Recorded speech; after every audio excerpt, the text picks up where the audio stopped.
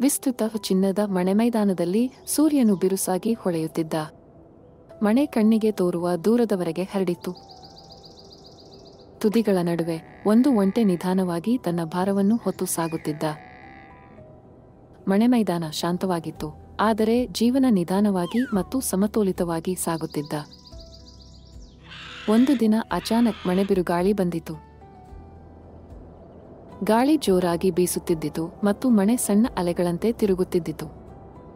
ಇತರ ಪ್ರಾಣಿಗಳು ಹೆದರಿಕೊಂಡು ಓಡಿ ಬರುತ್ತಿದ್ದರು.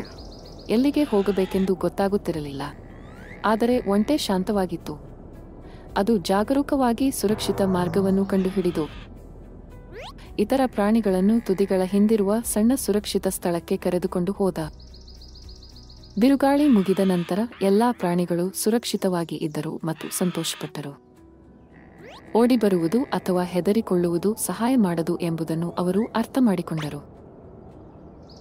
ನಿಧಾನವಾಗಿ ನಡೆಯುವುದು, ಜಾಗರೂಕವಾಗಿ ಯೋಚಿಸುವುದು ಮತ್ತು ಶಾಂತವಾಗಿರುವುದು ಸವಾಲುಗಳನ್ನು ಎದುರಿಸಲು ಸರಿಯಾದ ಮಾರ್ಗ.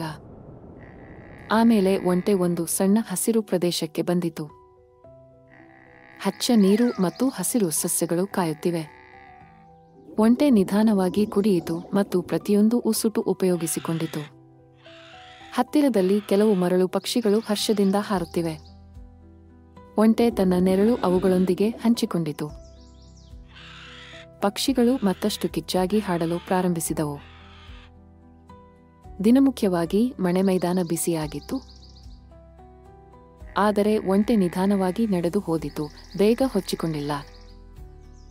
ಸೂರ್ಯ ಅಸ್ತಮಿಸುವಾಗ ಆಕಾಶವು ಕಿತ್ತಳೆ ಮತ್ತು ಗುಲಾಬಿ ಬಣ್ಣಗಳಲ್ಲಿ ಬದಲಾಯಿಸಿತು. ಒಂಟೆ ವಿಶ್ರಾಂತಿಯೊಂದಕ್ಕೆ ಸೂಕ್ತ ಸ್ಥಳವನ್ನು ಕಂಡು ಕಣ್ಣು ಮುಚ್ಚಿ ಶಾಂತವಾಗಿ ನಿದ್ದೆ ಮಾಡಿಕೊಂಡಿತು. ರಾತ್ರಿ ಆಕಾಶದಲ್ಲಿ ನಕ್ಷತ್ರಗಳು ನಿಧಾನವಾಗಿ ಹೊಳೆಯಲು ಪ್ರಾರಂಭಿಸಿದವು. ತಣಿವಾದ ಗಾಳಿ ಮಣೆಮೈದಾನವನ್ನು ಆರಾಮದಾಯಕ ಮಾಡಿತು. ಒಂಟೆ ಮತ್ತೊಂದು ಹೊಳೆಯುವ ದಿನವನ್ನು ಕನಸು ಕಂಡಿತು.